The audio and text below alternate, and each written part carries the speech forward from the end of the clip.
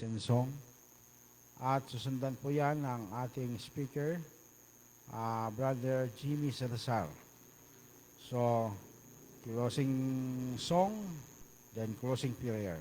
So, yun po ang pagkakasunod-sunod. So, ngayon mga kapatid, ay atin pong isunod ang mga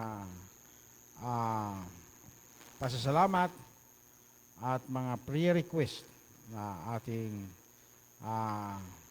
sasabihin para po tayong lahat ay manalangin pagkatapos. Okay? So, bukas na po ang misa para sa pagtanggap ng ating mga kahilingan at sa ating mga pasasalamat.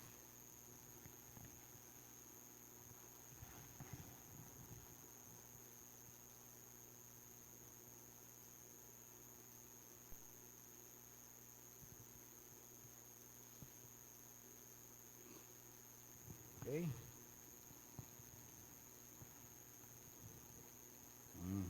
Si Sister Irene.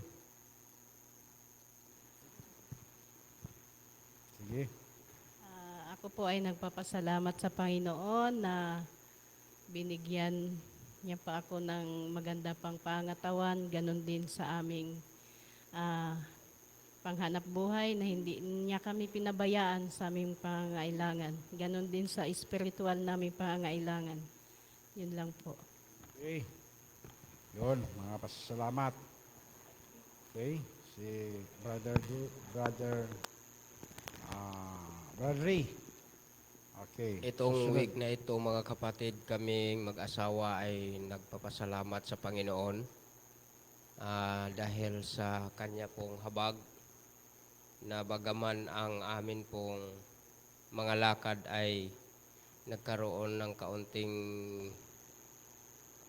pagkaproblema dahil ang requirements doon sa Kanyang papaopera ay naulit na naman kasi di tinanggap yung aming na-comply na sa kanyang laboratory, ECG at saka itong X-ray, hindi tinanggap ng provincial hospital. Kaya kami na may nag-uulit naman ng pa-laboratory uli. Kaya ganun katagal na yung aming paglalakad-lakad, mga kapatid. Pero sa tulong ng Panginoon, madali lang din ang amin pong naisasagawa.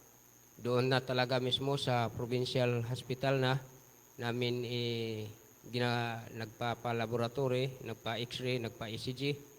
At doon ay wala din po kaming nababayaran. Wala. So, pasalamat kami sa Panginoon dahil nga ang Kanya din namang patnubay ay naroroon sa amin. At ngayon lang ay patuloy din naming hinihiling at isasama natin sa dalangin. Sa araw ng bukas, i-submit na po namin yung lahat ng mga requirements para sa kanyang doon sa doktor nga mag-oopera sa kanya. At mangyayari, mga kapatid, na siya bukas ay gawaan na ng tawag dito, yung clearance para i-schedule siya para sa operasyon.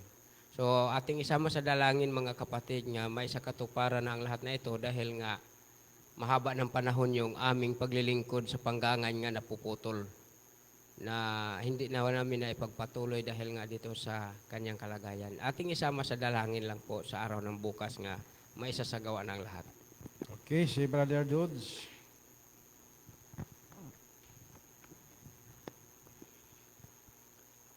Magandang gabi sa ating lahat, mga kapatid. Purihin ang Panginoon dahil tayo ay magkakasama ngayon upang sama-sama tayong manalangin sa ating mga kahilingan.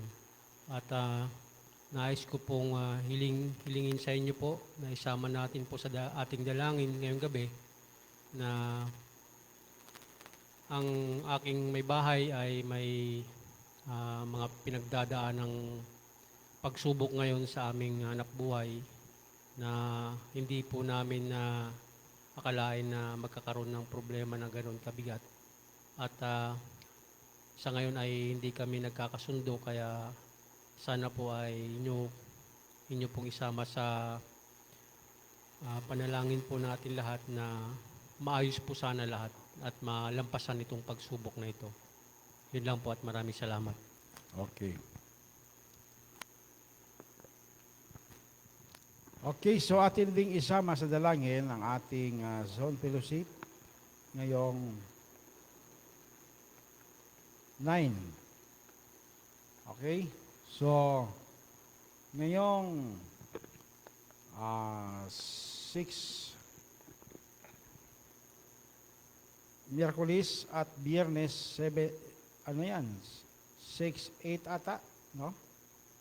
Miyerkules at Biyernes, yan ang continuation ng ating compliance part 2. Kaya atin na mga anyayahan ang ating mga kapatiran na hindi natin makasama para mapakinggan din nila ang mga magandang mga mensahe ng pagiging katiwala, no? So atin pong idalangin yan ngayong darating na pizza 6 at 8. Yan ba yan? Tama ba, sis? No? Merkulis at Biyernes yan. Atin po idalangin ang part 2 ng compliance na gagawin ni Pastor Bal dito sa atin. Okay. Then kinabukasan, pagka Sabado, Pizza 9, yan po ang ating Sabat na zone fellowship dito sa atin. Yan. Okay, so mayroon pa bang magpapasalamat sa Panginoon? No? Okay, kung wala na, ay aking ulitin, no? Si Sister Irene ay nagpapasalamat sa Panginoon sa kanyang kagandahang loob, pagpapala na hindi sila pinabayaan sa araw-araw na pangangailangan at mga hanap buhay. Salamat sa Panginoon. Ang ganun din, si Brother ng kanilang mga inaasikaso para sa operasyon ni Sister Needs na kung saan ito po ay tumatagal na ng halos magdadalawang buwan, no? So ganun ka hirap, medyo matagal ang kanilang bago natuntun ang pinaka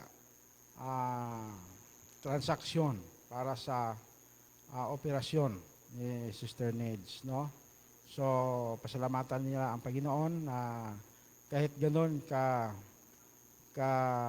hirap ang proseso, pero iyan po ay nagiging mabuti sapagkat dumating sa kanila ang panahon na kung saan malapit nang ma-schedule. Bukas ata ay magkakaroon na ng schedule. Sa problema ng ating kapatid, Brother Lods, no, sa kanyang may bahay, itilangin natin sa Panginoon na anuman ang mga problema ni Sister at hindi pinagkakaunawaan at dalangin natin mga kapatid na ang kapakumbabaan ng kanyang puso ay yan ang ipagkaloob ng Panginoon at ang maunawain at malinaw na pag-unawa sa mga bagay upang ito ay maintindihan at hindi mangyayari ang mga bagay na lalo pang ikakasira, no? Atin pong idalangin ito sila. Ngayong gabi, tayo po ay manalangin mga kapatid ng isahan, individual. Tayo po'y lumuhod at atin pong ipanalangin ang mga nabanggit. Gayon din ang ating mga personal na panalangin na tayo lang ang nakakaalam, atin din pong isama sa dalangin.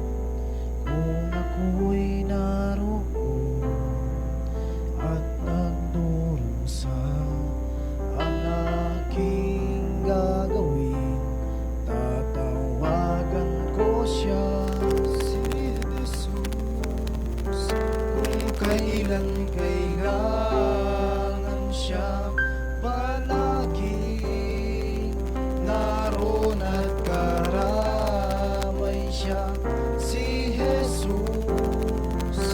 Kapag hindi mo na makaya, sa Kanya lang ako aasa.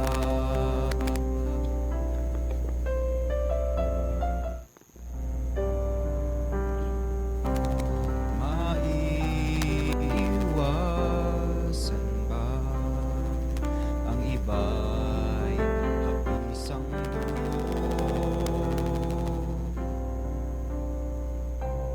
Kahit kaibigan ay nagbibigay sama ng loob,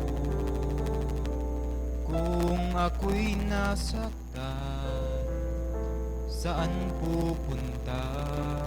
Ang aking gagawin ay tatawagan ko siya, si Jesus. Kung kailan kailangan siya palagi naroon at karamay siya, si Jesus. Kapag hindi ko na makaya, sa Kanya lang ako aasa. Si Jesus, kung kailan kailangan siya palaging naroon at karamay siya, si Jesus.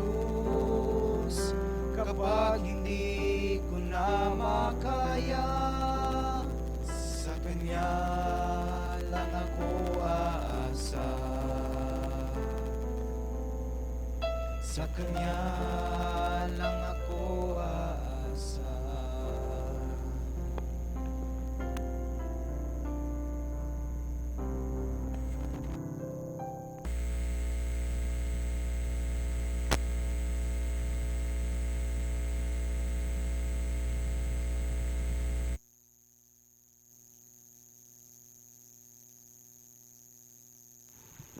Sounds. Magandang gabi po mga kapatid. Happy midweek po. At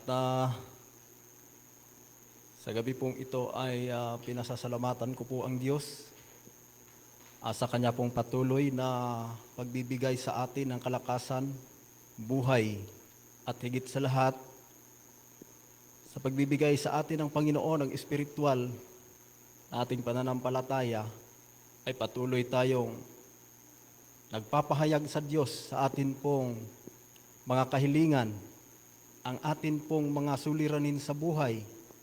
Ang mga kabiguan po, sabi ng awit, ay dumarating kung minsan sa buhay natin. Ano po? Bakit kaya mga kapatid? Pero ang Diyos ay tapat. Kapag tinatawagan natin siya, nandoon po agad ang kanyang pong katugunan sa mga tao pong taus-puso, masikap, na humahanap sa ating mahal na Diyos.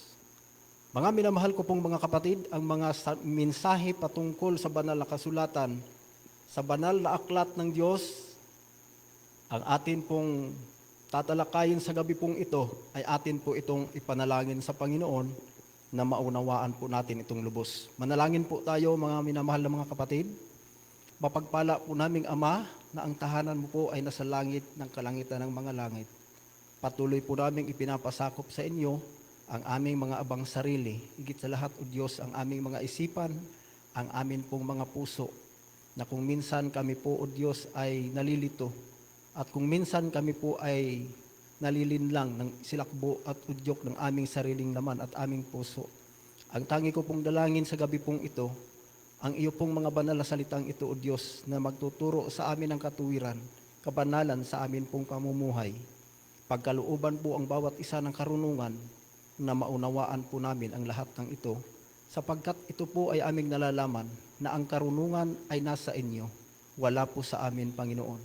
Kaya po ito ay aming hinihiling na amin po nawa itong maranasan upang ang iyong mga banal na salitang ito ay magpapalakas sa amin pong pananampalataya at maging matatag kami hanggang po kami ay naghihintay sa iyo pong ikalawang pagbabalik. Salamat po sa pagdinig ng aking pong dalangin ito. Patawarin po ang lahat ng aking pagkakasala. Ito po ay aking pinapasakop sa pangalan ng Panginoong Hesus. Amen. So sa gabi pong ito, salamat po sa dalawang kabataan na nagmensahe sa awit po na kanila pong ihinandog sa Diyos.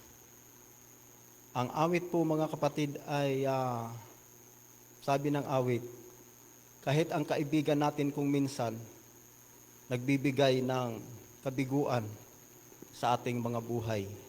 Pero ang Diyos bilang isang manlalalang, tunay na kaibigan natin sa lupang ito, na kinikilala natin bilang tagapagligtas, nagtubos sa ating mga pagkakasala, kailanman mga kapatid ay hindi tayo mabibigo kung tayo po ay maging tapat sa Kanya. Ano po?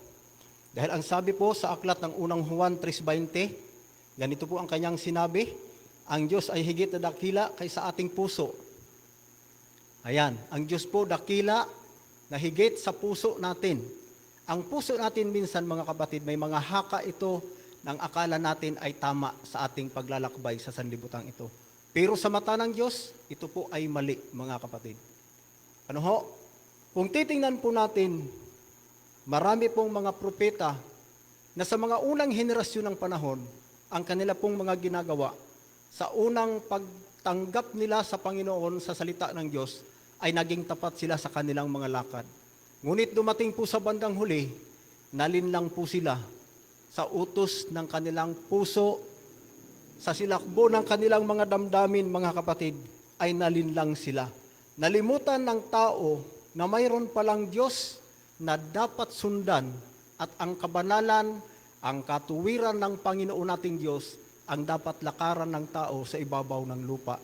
Kaya kung makikita po natin ang sabi po sa patuloy na talata, at nalalaman niya ang lahat ng mga bagay.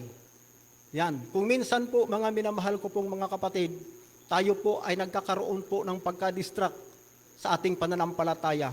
Lalo na higit sa lahat, kung ang ating mga panalangin ay hindi natutugon ng Panginoon. Ano po? Kung minsan po kapag pumasok ang pagsubok sa buhay ng tao, sa atin pong pananampalataya, mga kapatid, dito po tayo nasusubok at nakikita ng Panginoon kung ano pong ating ginagawa. Alam po ninyo mga kapatid, noong aking binabasa ang aklat ni Haring David, napakaganda ang unang mensahe ni Haring David, mga kapatid. Siya ang nagtaas ng Israel mula sa pagkatalo ng mga Pilistiyo. Ngunit sa bandang huli, mga kapatid, nagkasala si Haring David dahil nalinlang siya ng kanyang puso. Hindi siya naging matalino sa turo ng Diyos, kundi bagkos ang kanyang sarili, ang kanyang sinunod sa huling mga panahon ng kanyang paghahari. Ngunit si Haring David ay nanumbalik sa Diyos, mga kapatid. At ang Diyos naman ay handang tumanggap sa Kanya. Ganon din ang mga tao sa sanlibutan. Kung minsan may mga tao na ang iniisip nila ay ang kanilang sariling pangangailangan. Nananalangin na ang Panginoon ay pagpalain ang bawat isang tao. Pero sa pagdating ng pagpapala sa buhay ng tao, kung minsan nalimutan na natin ang pangako ng Diyos. Ano po? Ang sabi po dito sa aklat ng Hebreo, 4 talatang 13. Ano po ang sabi dito? At walang nilalang na nakukubli sa harap niya, kundi ang lahat ng mga bagay, hubad at hayag sa mata ng ating pong pagsusulitan. Mga minamahal ko pong mga kapatid, kung minsan po nadidiscourage tayo, minsan sa atin pong pananampalataya. Kung minsan po nawawalan tayo ng gana, higit sa lahat kapag katulad ng aking nabanggit na ang pagsubok ay dumarating sa buhay natin. Pag dumating ang pagsubok, may panalangin tayong nabibigo tayo. Doon po nagsisimula ang panghihina ng atin pong pananampalataya at paglilingkod sa Diyos. Kung minsan po nalilinlang tayo ng ating puso, na kung minsan pinapaunlakan pa natin ang mga bagay sa sanlibutan kaysa sa katuwiran ng paglakad natin sa plano ng Panginoon sa buhay natin. Kung minsan mga kapatid, nawawala tayo sa katuwiran at kadakilaan sa pagsunod natin sa ating mahal na Diyos sa pamamagitan ng ating pananampalataya. Kaya sinasabi po dito sa aklat ng Hebreo 11:6 na kung tayo ay mananampalataya, sampalatayanan po nating mayroong Diyos na higit sa lahat magbibigay sa atin ng gantimpala sa masigasig na humahanap sa Kanya, mga kapatid. Pero kung minsan, magiging masigasig lang tayo sa paghanap ng Panginoon kung dumating na ang mga pagsubok sa buhay natin at karamdaman, mga kapatid. Pero kapag tayo ay malusog, malakas ang ating pangangatawan at higit sa lahat, kapag tayo ay pinagpapala ng Diyos, nawawala tayo sa direksyon, sa katuwiran po ng ating mahal na Panginoon. Bakit nga ba mga kapatid kung minsan mayroon tayong panalangin na hindi dinirinig ng ating Panginoon? Ano kaya ang dahilan nito? Ang lahat ng tao, ang sabi ng banal na kasulatan, ay nagkasala. Nagkatawang tao ang Panginoong Hesukristo para mailigtas ang lahat ng tao sa sanlibutan. Pero kung minsan, ang tao tumatanggap lang sa Panginoon kapag pinagpapala at higit sa lahat, kapag pinagpala na ang tao, nawawala na sa kanilang pangako sa Panginoon katulad ng aking nabanggit. Paano nga ba mga kapatid? Bakit kaya kung minsan mayroon tayong panalangin na hindi ito dinidinig ng Diyos? Iniisip natin na pinababayaan na tayo ng Panginoon. May mga mananampalataya na nag-iisip sila na kung saan tinanggap nila ang Panginoon sa buhay nila, nagkaroon pa sila ng maraming pagsubok sa buhay. No? Kaya marami po ang tumatalikod sa pananampalataya dahil po sa maling kaisipang ito, mga kapatid. Hindi nila hindi sinisiyasat ng mga tao ang kanilang puso, ang kanilang isipan, at ang kanilang mga gawa. Kung bakit kaya hindi sila pinakikinggan ng ating mahal na Diyos. Ayan.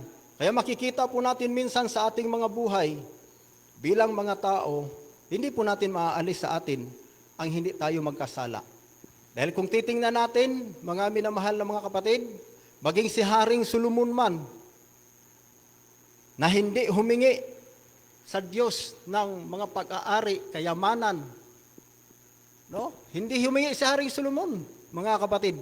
Kung titingnan natin sa aklat ng Kawikaan, sa buong kapitulo ng talatang ito, wala kang masumpungan si Haring Solomon ay humingi ng kasaganaan, mga pag-aari, hindi hilingi ni Haring Solomon sa harapan ng ating mahal na Diyos. Ang hiningi ni Haring Solomon ay ang karunungan. Karunungan, hindi siya humingi ng kaalaman.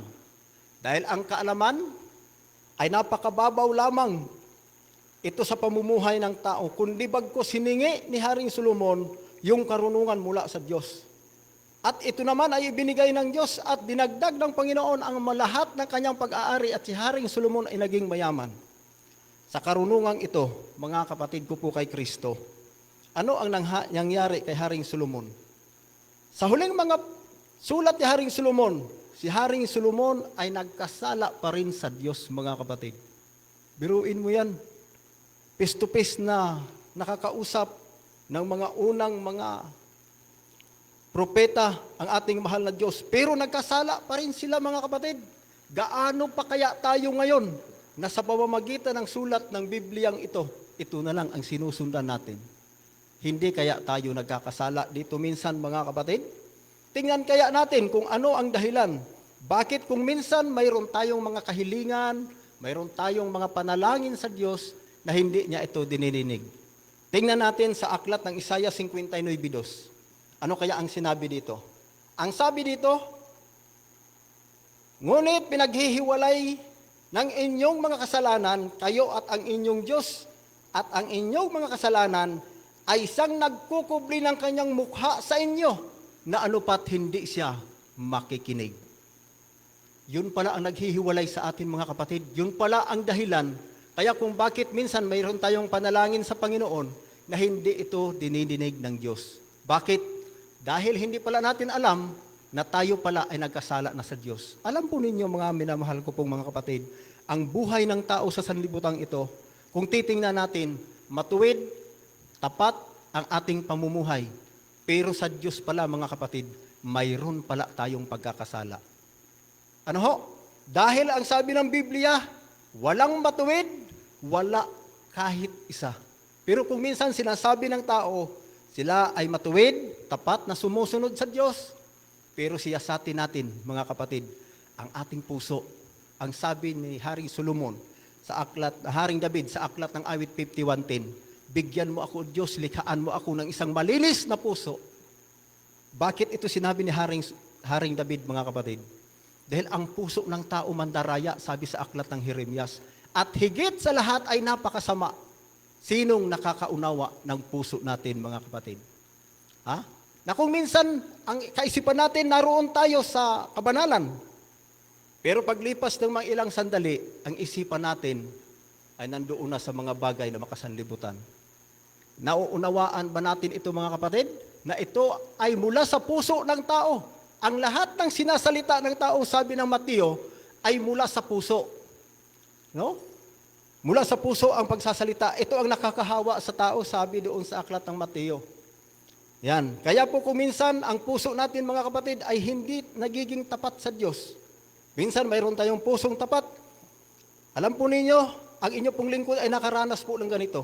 May mga panahon na para bagang masigasig akong magbasa ng Biblia.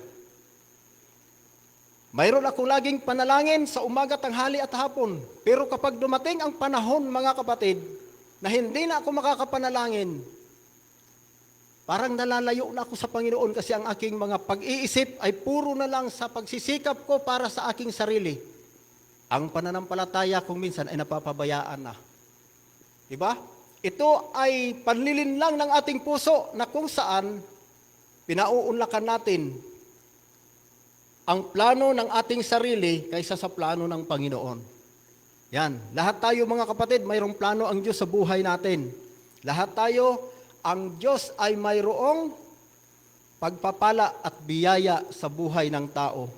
Tayo lang ang hindi makapaghintay. Kaya marami sa mundong ito ang mga tao na sinasabi nilang nakakakilala sa Diyos, ngunit ang totoo pala, hiwalay sa Diyos ang kanilang pagkakilala. Dahil marami sa mundong ito ang mga tao na sinasabi na sumusunod sa banal na kasulatan, ngunit ang kanilang puso ay mayroong plano para sa kanilang sarili at ito ay hiwalay sa plano ng Diyos. Ang sabi ng kasulatan, tayo ay magpasakop sa lahat ng bagay. Ang Diyos ang magbibigay sa atin sa lahat ng ating mga pangangailangan, anuman ito. Ito man ay karunungan, ito man ay kaalaman, ito man ay mga pagpapala sa buhay natin. Ito man ay pagdagdag ng buhay natin, mga kapatid. Ang Diyos lang ang nakakaalam. Sino ba ang nakakaalam ng bukas? Walang nakakaalam kung anong mangyayari sa bukas. Ganon din ang buhay ng tao, mga kapatid. Kung ang inaakala natin na sa araw ng bukas, pagpapalain tayo ng Diyos, pero kung hindi ito kalooban ng Diyos, hindi ito mangyayari. Kahit ano pang sikap natin sa buhay natin, hindi mangyayari. Lalo pa, mga kapatid, kung taliwas tayo doon sa kalooban ng Diyos. Kaya po mga mensahe pong ito sa banal na kasulatan, nawa ito po ay magturo sa atin ng katuwiran, kabutihan, sa atin pong paglilingkod sa ating mahal na Diyos. Ang pagpapala ng Diyos ay nakahanda at ang biyaya niya ay nakalaan sa bawat isa. Ang kailangan lang natin dito, mga kapatid, maging tapat tayo sa Diyos dahil ang Diyos lang ang nakakaalam kung ano ang ating susuotin, ano ang ating kakanin, at ano ang ating darantin sa araw ng bukas. Kaya sumaatinawa ang pagpapala ng Diyos sa gabi pong ito, higit po sa kanyang mga salita. Ito po ang aking dalangin.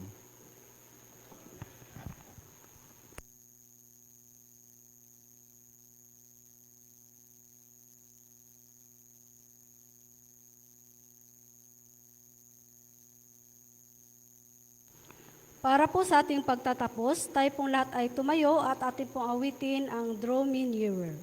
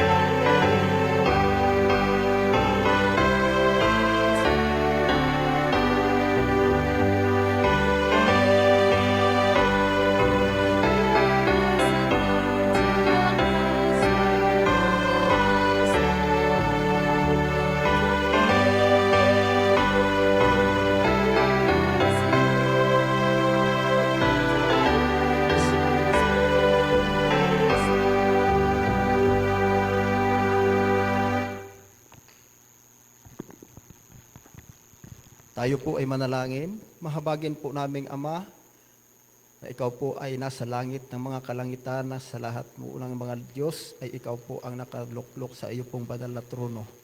Ama naming banal, salamat po ng marami sa iyo pong mga salita na aming natunghayan, na ito po ay nagtuturo sa amin kung paano po ang bawat sambahayan at ang bawat nilalang sa mundong ito ay lubusan pong magtiwala po sa inyong banal na pangako at sa iyong pagpapala at mga biyaya na ipagkakaloob sa bawat isa.